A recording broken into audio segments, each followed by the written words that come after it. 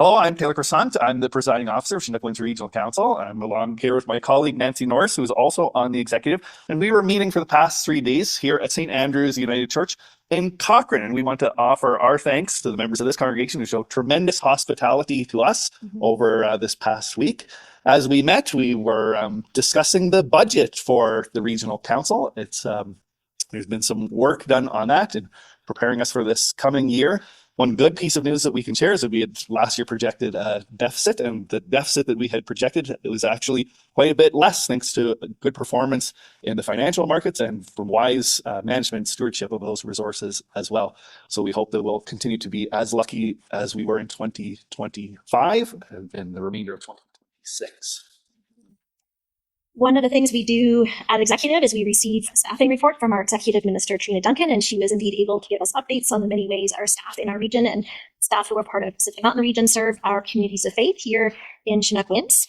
We also discussed and shared in a reflective time, receiving some feedback about the clergy retreat, which was in February. This was the second annual. And based on the feedback we did receive, which was overwhelmingly positive, we would like to make this an annual event, just because it does offer so many gifts for clergy around well-being, restfulness, connecting with colleagues, especially for those who may be in more limited areas or more isolated areas, I guess I should say.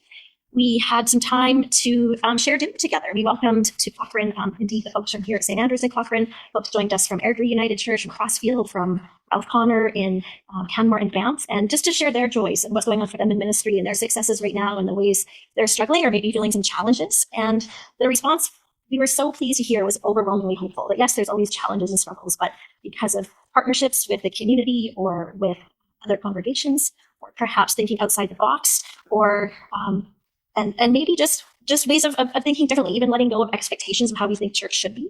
There's new things emerging and there's actual growth happening and a sense of renewal. So we were happy to just share with them in their stories and know they're not alone, but to hear those positive examples of how things are going in those communities of faith.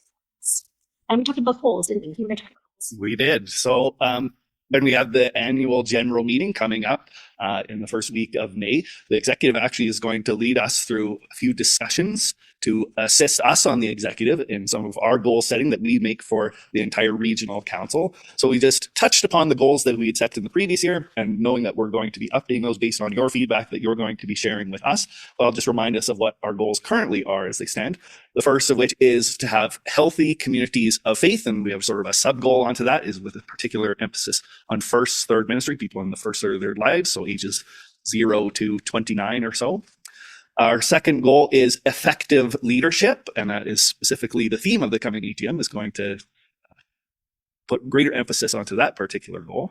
Our third goal is healthy relationships. So that's relationships of communities of faith with the regional council, with one another, and then also relationships of the clergy with their colleagues as well. So that's why we did the clergy retreat, is to try and build up some collegiality as well. The fourth goal is Indigenous reconciliation and right relations. So I talked about a bunch about the coming AGM, and we're looking forward to welcoming you in my community of faith that I serve, Southminster United Church in downtown Lethbridge. And that's going to be occurring from April the 30th to May the 3rd. So I hope that you'll register on the Chinook Winds website, and with the correspondence you receive by email, there'll be links to that as well.